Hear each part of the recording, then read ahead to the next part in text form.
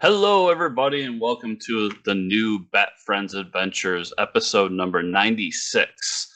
I am one of your hosts, Chris, alongside the world champion and birthday boy, Joe. What's up, Joe? And half vaccinated. Half. Half. Well, so from what I was reading, you got the Pfizer one. This might have been about the Moderna one, but tomato. Yeah. The first one is really like a majority of the vaccine. The second one's really just like a booster shot to get you like just a little bit over that edge. I believe that's what I have heard as well. I think the Pfizer one was, they said something like 85% effective basically after your first shot, and it's just, and that's I mean, I'm sure there's also the reason that's why, like, I have to go back for the second one in 3 weeks. So that's why it's 3 weeks rather than, hey, come back tomorrow and we'll get you the other. You know what I mean? Like, it's science and reasons. Yeah, science is hard. It is. So I said birthday boy. When this drops, last week will have been your birthday. Actually, when we dropped the last episode, how was your birthday? It was delightful. I sat in a hot tub, which, by the way, I remembered how giant of a man I am when I sat in that hot tub. And I had a cheeseburger, and I watched Indiana Jones, and all was right with the world. Which Indiana Jones? It was actually because the little motel had the Paramount channel, so it was actually a marathon of the first three. So no Crystal Skull. I think when I sat down, Temple of Doom was ending, which I watched Temple of Doom when it came back around later in the day, and here's my hot take for the week. Did the people that gave Kingdom of the Crystal Skull shit never watch Temple of Doom? Because Temple of Doom was the worst Indiana Jones movie until they made Crystal Skull. And I will fight anyone that thinks differently. Because 80% of that movie is Willie just screaming. And it's annoying as fuck. I'll agree with you, but Crystal Skull has the biggest sin of them all, and that's giving Shia LaBeouf a job. Listen, actual cannibal Shia LaBeouf's all right. He knows who he is. Now, I'm just not a fan of Shia LaBeouf. I thought that movie was like, it's funny because people shit on some of the pulpiness of it. I'm just like, you don't understand Indiana Jones. Like the first scene where he jumps into the refrigerator. Yeah. I'm just like, who cares if it makes sense? Like, just give in to the world. But it's just like, well, and that's just, I remember because I went to see it with a buddy of mine, and I can't remember. I think he was a little disappointed when we walked out. But he's like, aliens? Really? And it's like, at the time, the only Indiana Jones, like, I'd watched them when I was younger, but the only Indiana Jones I had a memory of was like Last Crusade. And I'm like, what? Jesus Cup was better? Like, I just, it's all magic and bullshit. I mean, Kalima, like, you know, which, by the way, that really made me laugh because I love Clerks, the animated series. Yeah. And when they're showing like the guards and the way they're treating the kids, I'm like, oh, they really did just remake this for Clerks, the animated series. I'll say it's not the atrocity that's made out to be, but it's not exactly good either. Like it kind of sits in like a subpar Indiana Jones movie for me. Like I really think that those movies, and this is the world we live in of IP farming and all that, but I would love for those movies just to sit on their own forever. And taking away, like, we've had video games and blah blah before, but I just, they're talking about doing number 5, and like, I don't want Harrison Ford to come back. No. Well, okay. Raiders. Oh yeah. Go ahead. Oh, I was just gonna say, I just was gonna reiterate, like, he's not that actor anymore, and I don't want him to try to relive his glory days again. Like, he needs to kind of move on.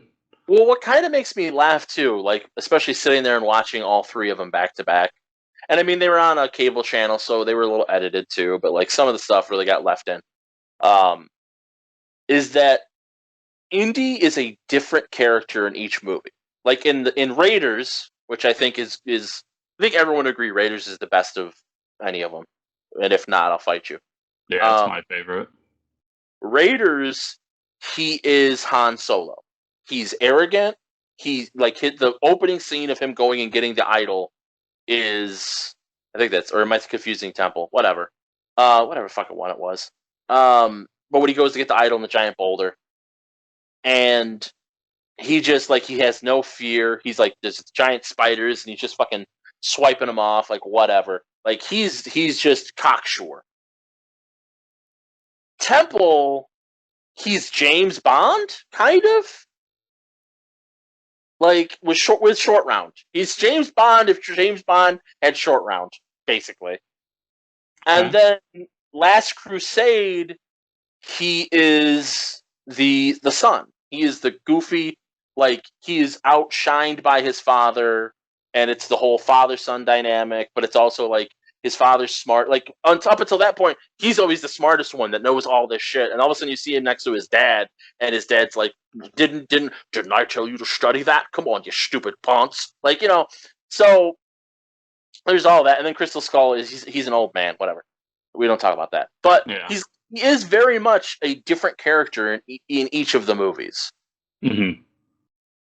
And I mean, I think what we've really discovered is that Indiana Jones needs to fight Nazis, because when he fought Indian mysticism, it sucked. Yeah, that is true. So I wanted one more thing before we start the episode. Sure. I'm trying to take a page out of your book. I'm trying to do something. Oh no. So they're starting to show all this new stuff for the new Space Jam movie. Okay. And what I'm trying to do is to ignore it and not see it, so I don't have to have an opinion on it. Good. Yeah, fuck it. Who cares? It's just the first movie was, you know, let's just take the biggest athlete in the world and put him in with Looney Tunes. And this one is let's take the guy that thinks he's Michael Jordan and put him in with Looney Tunes. It's exactly. Who cares? It doesn't fucking matter. No, I've been seeing stuff coming out, and I was just like, I've been seeing stuff coming out, and it's been nice because I've been like, you know what? This isn't comic book related. This isn't comic book adjacent in any way. I don't have to care. Yeah, it doesn't matter. Like that's, I saw some people like, well, it's one of those things where I social media friends, so it pops up, and it's like Lola Bunny doesn't have big tits, and I'm just like, who cares? I don't care. Why are we having this conversation? It doesn't fucking matter. None of this matters. The reason we're having this conversation is because what Lola Bunny showed us at a young age is that more of us are furries than we're willing to admit. Well, some of you motherfuckers watched Thundercats then, because that's where the original furries were born. So, let's go ahead and press play, Joe, on 3, 2, and 1. Ah! I think we did it perfect unison that time. Oh, if no one gets it, we're still doing socially distant because my life is hectic right now. And I got my first vaccine shot. Correct. And I had to drive an hour to get it. So this whole first sequence is Bruce attempting to thaw his dick with some random... With a turtleneck. With some random... The idea is that it's some random young girl. That's why he runs into Barbara. Yeah. Because it's the whole gag of he's old enough to be your dad, and it's like she's young enough to be your daughter. And it's so obvious that Barbara wants that dick. And he's wearing a turtleneck. Oh, that's... Listen, dear Bruce Timm, you gotta get your shits figured out, because this bothers me. I'm still confused who wears turtlenecks. Have you ever looked online? Because, like, I don't know when specifically, but Bruce Timm will do commissions for people. Okay. And Bruce Timm will do cheesecake commissions for people. And pointy tits are weird. But you can find them. So I was listening to a podcast recently. I'm way behind on it, but they were talking about something involving Tomb Raider. And then they got in this whole conversation about how like Tomb Raider in the '90s was a sex symbol for video games. But when you go back and look at it, it's just a chick with no legs and giant like triangle boobs. Yeah, a sex symbol. And that's how desperate we were in the '90s. How desperate we were? I think you could change that to the active tense and still be correct. So, see our discussion. I just want to say this song is awful. Yeah. Yep, of course it is. So I want to point this out too, just because it's timely and it's funny, and it'll tell you when we're recording this. But who cares? So AEW Wrestling had a pay-per-view last night, and the main event was an exploding barbed wire death match.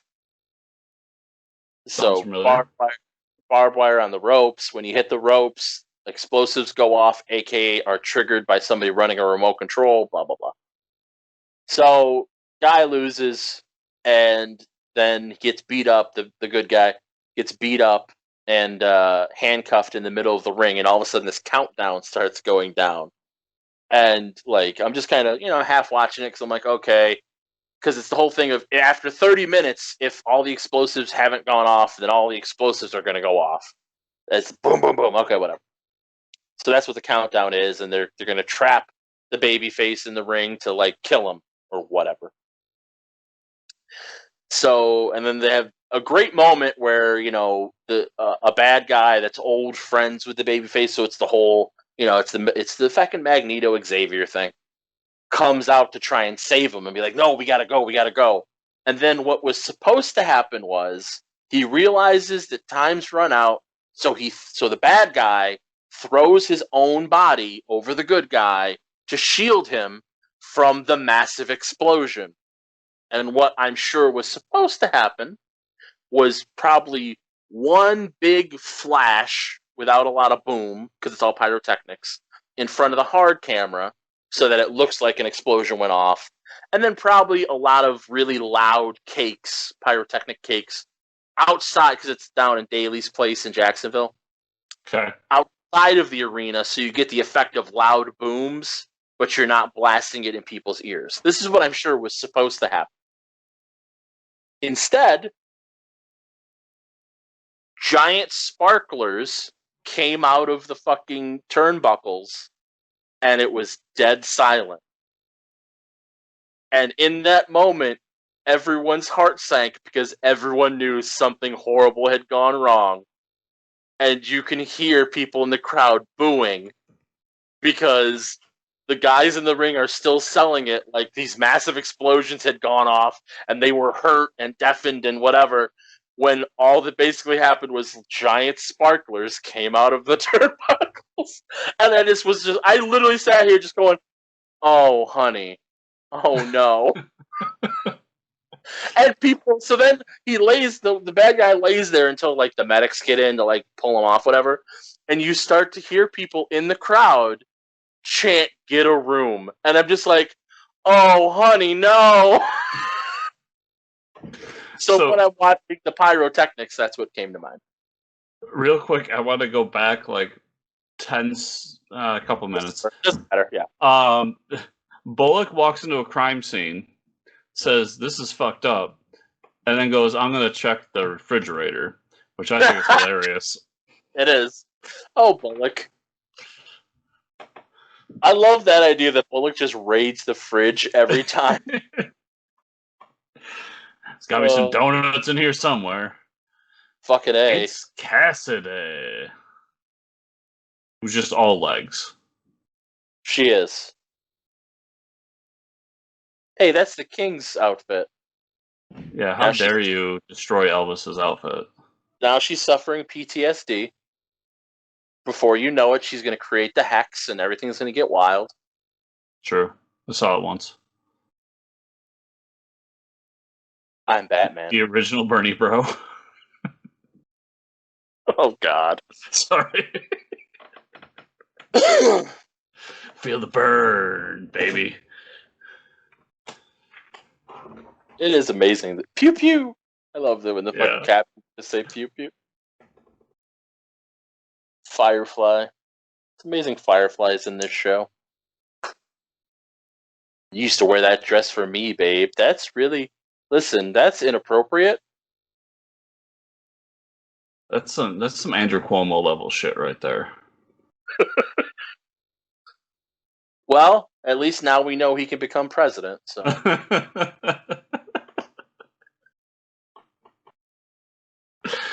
Girl power! Funny, because it's true. Sad. This is a very Batgirl heavy episode.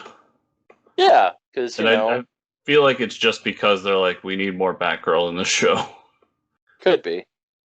I mean, we've already talked about the one, whoever you are, it's over. You took everything from me. I don't even know who you are. My name's Firefly. See ya. He technically did the move. He went head first through the window. Hey, he's got a lightsaber. How did I not notice that the first time? That's hilarious.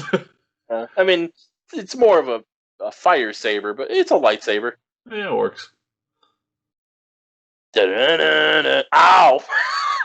You knew that was going to happen, Bruce. How did it catch you unawares?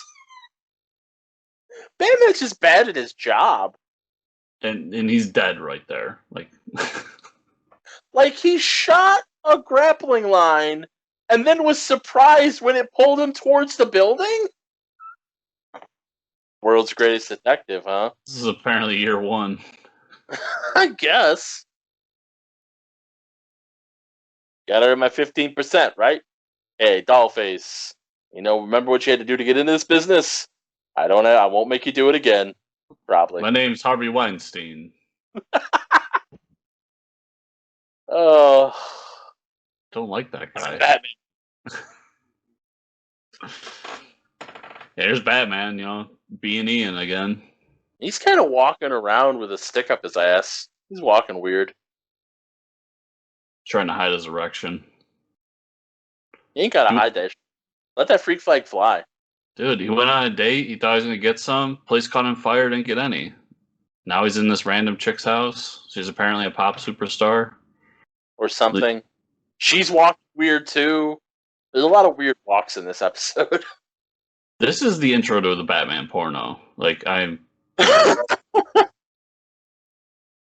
This is the intro to the Monty Python crossover.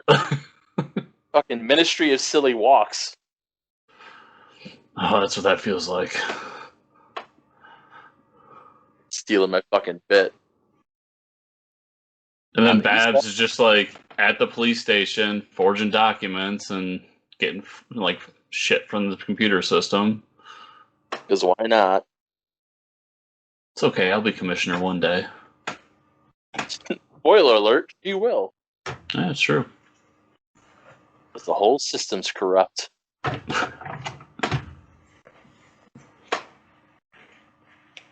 That's okay.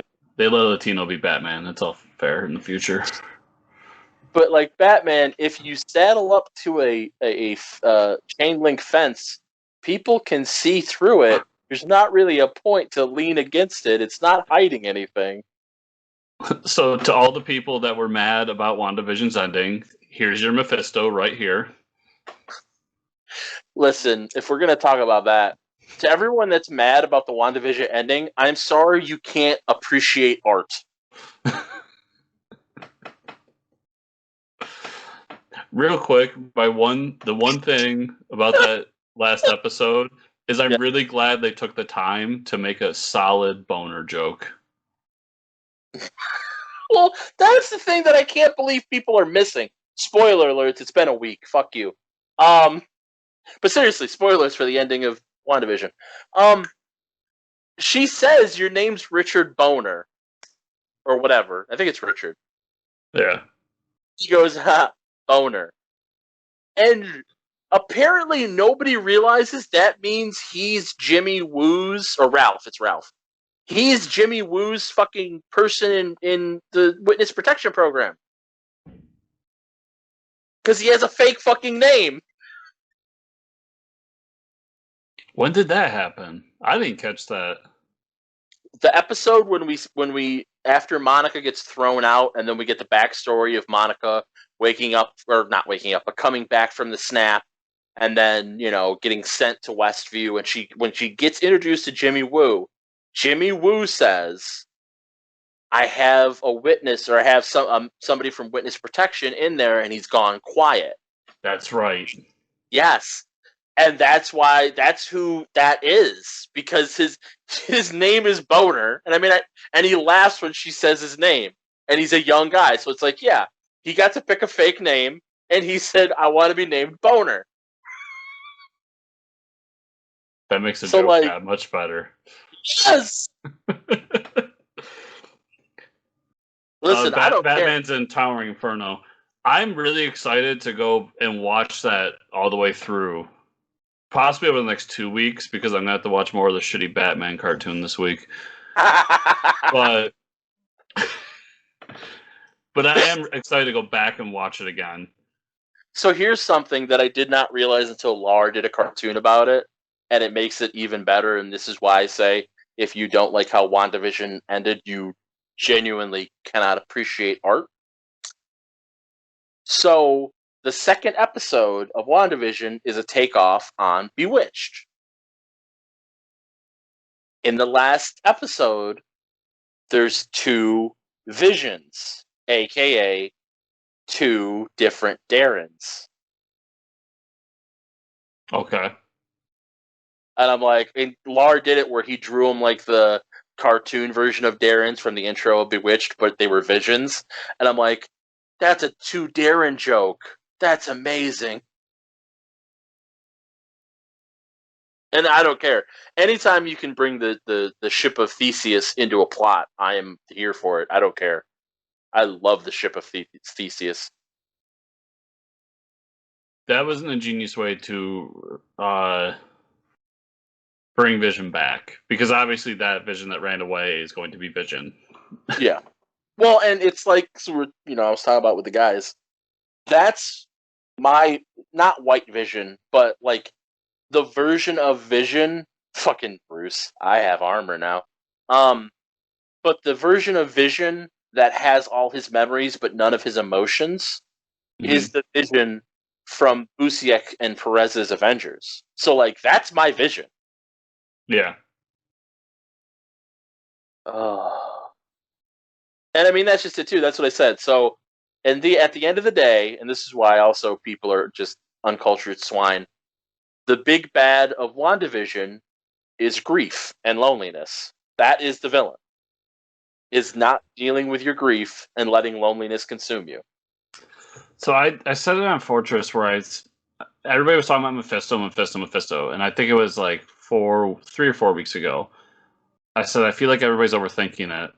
Yeah. Wanda is the villain.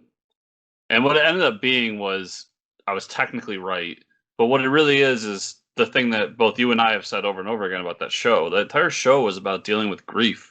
And in the end, realizing you have to grow up and get past it.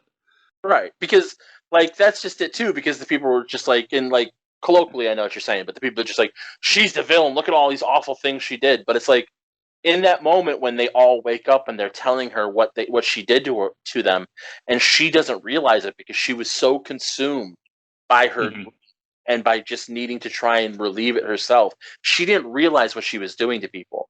So it's, yes, in the practical aspect, she did it, so she's the villain. But the real villain is unprocessed grief, because you lash out, you hurt people, and you don't realize what you're doing to people. Like when they're like, when you let us sleep, we have your nightmares, and it's a morality tale. That's what comics are. That show is pure, perfect comics, because it's a morality tale wrapped up with fucking super shit and spandex. It's so good. And then when people are like, the last episode's kind of just a big fight, it's like, do you not understand? Like, there's the climax, which was episode 8, and then there's the denouement. And the denouement, or I'm probably mispronouncing it, but whatever, isn't a higher climax. It's bringing everything down to finish the story. Yeah. And that's what they did. I was I was joking about it. I feel bad being this guy, but I'm this guy because of my personal fandom. But I was like, I remember I watched it and I was like, man, that was so good. I'm really enjoyed it. I'm glad. So when does Falcon Winter Soldier start? I honestly, there's a lightsaber again. I'm honestly a little worried because WandaVision was so out there and still so good that I don't know if hopefully it won't, but that Winter Soldier Falcon may fall a little flat because it seems like it's going to be more just weird buddy copping it up, But I think from the beginning, my feeling on that was going to be it was supposed to be a palate cleanser. Sure. Much more superhero-y, punchy bad guy. Like, there's an obvious bad guy in Zemo. Right. And then we've got kind of the other plot with U.S. Agent coming in. I'm very happy with that Zemo's wearing his purple mask because I'm that guy. Oh, believe me, I geeked out when that happened. I was like, thank God.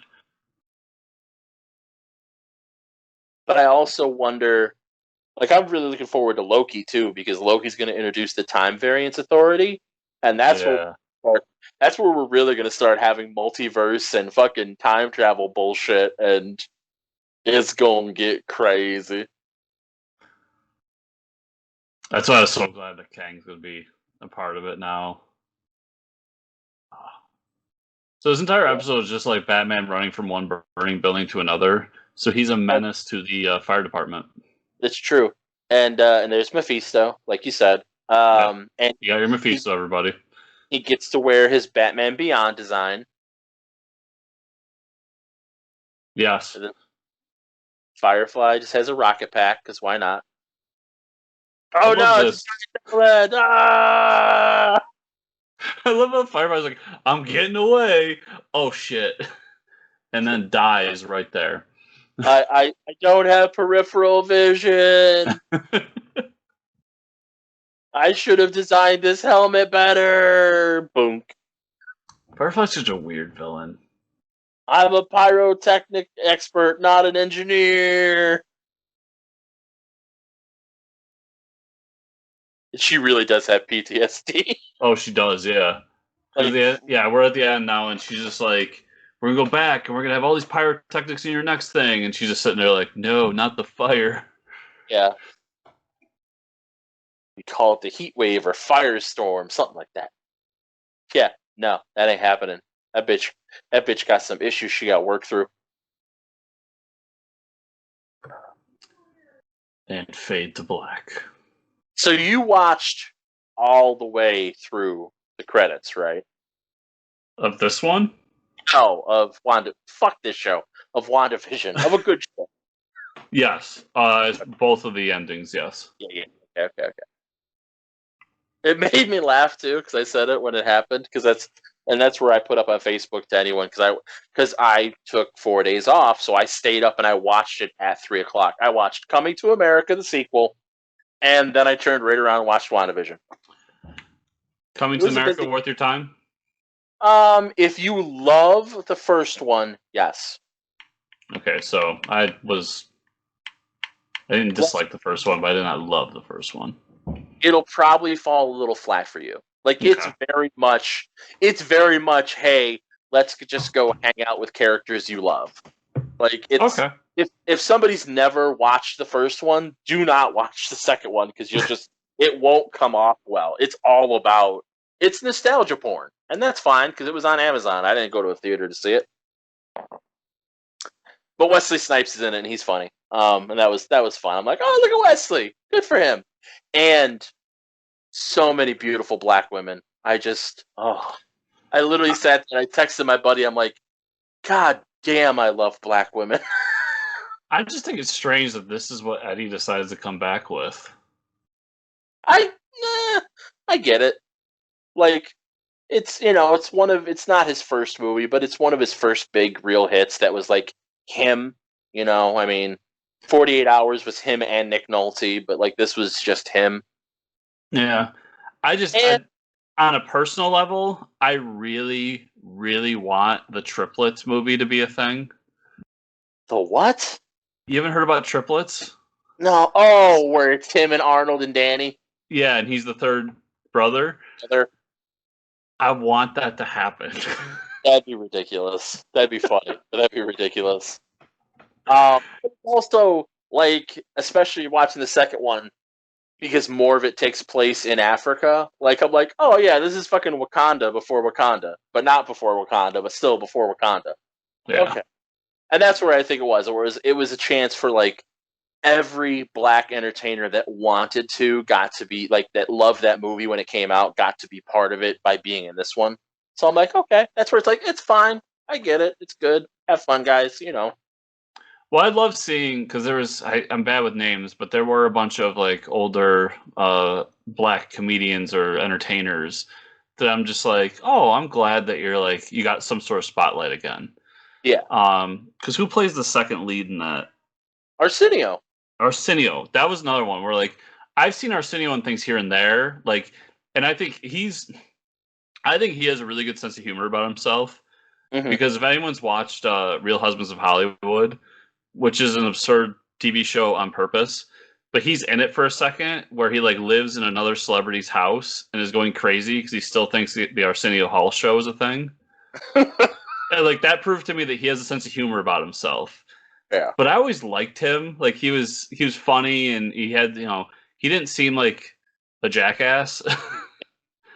So I was glad to see him get his time, and there was a few others too. But I just looked at him, it's like I don't know if this is something that I would care about. I mean, and it's very much like the first one was very much the young man striking out to do it his own way and change the ways of the past, and then this one, the message of this one is very much doesn't matter what you did as a young man. If you're not careful, you will fall into the trap of becoming your forefathers, and you have to actively work to not just do what has always been done.